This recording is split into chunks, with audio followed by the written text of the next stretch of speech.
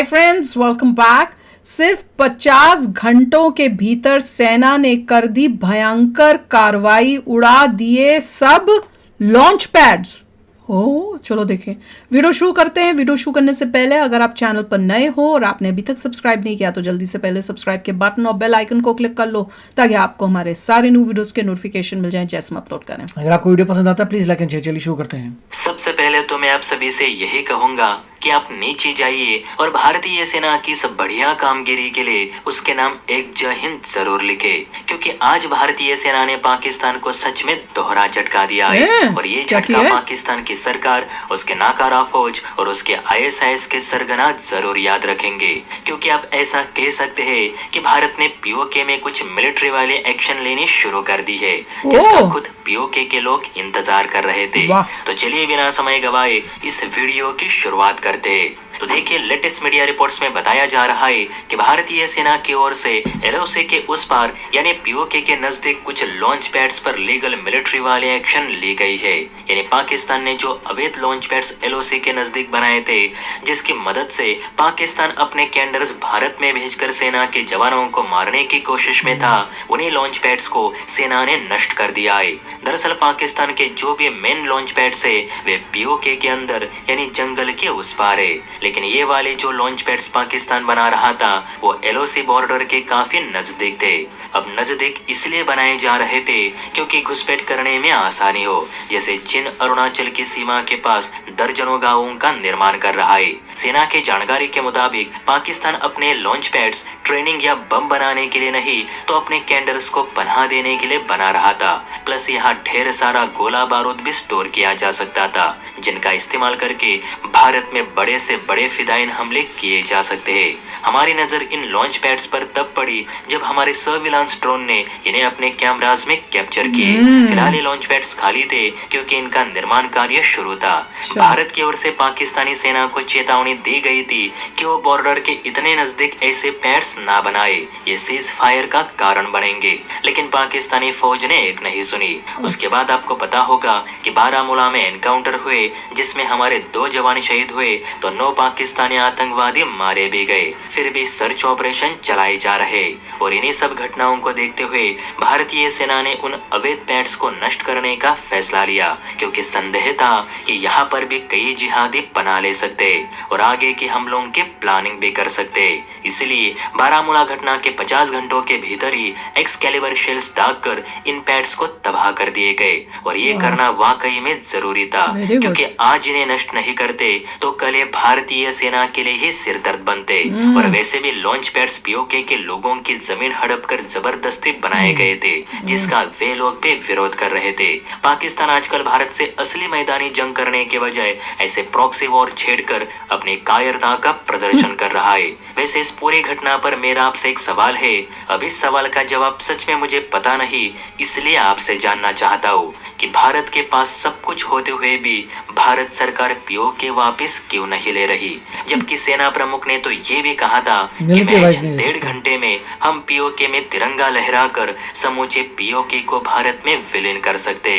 तो फिर भारत सरकार चुप क्यों बैठी है, एक्शन क्यों नहीं ली जा रही? क्या आप इस सवाल का जवाब दे सकते हैं? हो सके तो कमेंट करके जरूर बताइए। और हाँ, वीडियो अच्छी लगी हो तो चैनल को लाइक एंड सब्सक्राइब भी जरूर करें। सच बोलूं, दिल तो कहता है ले लेना चाहिए, पर ऑब्वियसली अगर आप लॉजिकली नहीं लॉजिकली सोचो तो अभी हम उसके लिए रेडी नहीं। हमें चाइना की तरह स्ट्रांग होना पड़ेगा। तो चाइना इतना स्ट्रांग है, वो भी अभी सोच रहा है, वो अभी भी बैठ के सोच ही जा रहा है कि ताइवान को कैसे लेना है। तो अभी हमारी गलती थी कि उस टाइम हमने नहीं किया वापस अपना लेने का। कोई अटैक इंडिया नहीं करेगा, अपना को दुबारा नहीं है। अभी इकोनॉमी में आगे बढ़ना है, इतना ताकतवर बनो, लोगों को अमीर करना है। पहले ये हायर प्रायोरिटी रादर देन कि आप अटैक करते फिरें। नहीं, इतना आपको ताकतवर और इतना अमीर और इतना आगे टॉप के नंबर में होना है country as a country Bharat को, जैसे ये चाइना है। ताकि जैसे चाइना जो अपने वहां के मुसलमानों के साथ इतना कुछ करता है, पर कोई भी मुस्लिम देश इंक्लूडिंग पाकिस्तान मुंह खोलने की उनकी हिम्मत नहीं, बल्कि उनसे दोस्ती के हाथ मिला रहे हैं। ईरान इंडिया का नाम ले रहा है अभी जो लेटेस्ट न्यूज है, पर उसका मुंह नहीं खुलता चाइना के अगेंस्ट कुछ बोलने। कैसे ताकतवर होना है। चाइना की जो बात है वो मतलब बहुत ही एक इनोवेटिव आइडिया है कि मान लीजिए कोई भी इंसान जो है अगर रीड करता है होली बुक इस्लाम की, तो चाहते हैं वो चाइनीज़ में लिखी हो और चाइनीज़ में आप रिसाइट करिए, ठीक है।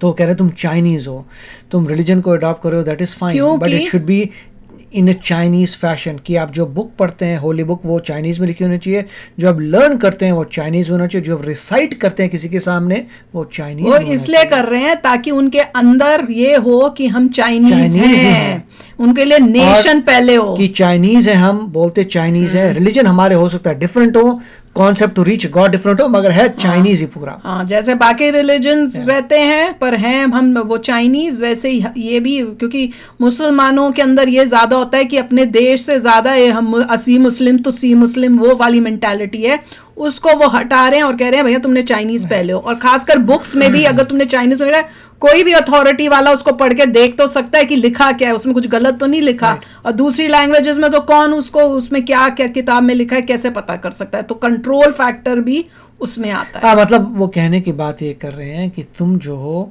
चाइनीज हो, सऊदी अरेबिया के नहीं हो। वही तो, इन लोगों को तो यही होता है ना, हम और वो, हम तो एक है, देश में बैठे हो इस वाली में, और हमदर्दी और सारा सपोर्ट और मेंटालिटी है कि भाई हम तो उस देश के हैं क्योंकि वो मुसलमान देश है। ऐसे ही हो रहा है सबके साथ। हमारे इंडिया में भी कितने ऐसे मुसलमान हैं जो बैठे इंडिया के अंदर है पर हमदर्दी उनको पाकिस्तानियों के साथ है, या दूसरे मुसलमान जो बाहर की देश के अंदर जिनके साथ कुछ हो रहा है तो उनके लिए खड़े हो जाते हैं। और इतना भी क्रिटिकल नहीं है पीओके कि आप अटैक कर दें और पूरे देश को गरीबी में डाल दें। होते इतने स्ट्रांग होते, टॉप नंबर 1 होते तो कर देते। कि आप ये देखिए कि हर इंसान इंडिया का एग्री करेगा कि भाई हमें सबको गरीब कर दो, हर जगह गरीबी ले आओ, गरीबी क्या प्रॉब्लम्स क्रिएट कर लो, और सिर्फ आपको जो पीओके चाहिए वो भी इस पीओके लेने के लिए सबको गरीब कर दो। नहीं, वो लोग कहेंगे कि जिसको पीओके चाहिए वो क्या कर रहा है, मतलब वहां के लोग जो हैं पीओके के, उनको भी इंडिया आना है, तो वो क्या कर रहे हैं अपनी लिबरेशन के लिए। तो लड़ो, वो अपनी लिबरेशन के लिए पेन नहीं लेना चाहते हुए बांग्लादेश का एग्जाम्पल देख लिया ना, हेल्प करने के बाद अब क्या कर रहे हैं वो, तुम मेहनत करो। कहने का मतलब ये है कि पीओके में जो लोग बैठे हैं वो चाहते हैं अब इंडिया से ज्वाइन होना, वो तो इसलिए चाहते हैं कि इंडिया तरक्की, इतने टाइम से तो उनको कुछ था नहीं, पेन लेनी पड़ेगी। ये भी तो सोचो, वो तो मतलब ही है, वो चाहते हैं कि हम तो पेन नहीं लेंगे, इंडिया आके हमें कर दे और फिर हम इंडिया का पार्ट बन के हम इंडिया का वो जो जितना फायदा इंडिया में होता है। वो रशिया ने अटैक किया यूक्रेन पे, 2 दिन का ऑपरेशन था, वो 2 साल से ऊपर हो रहा है। वो तो है, सब जगह देखो लड़ाई में कितने टाइम तक वो फंसी रहती है लड़ाइयाँ, आजकल के टाइम में दिख ही रहा है वो सब।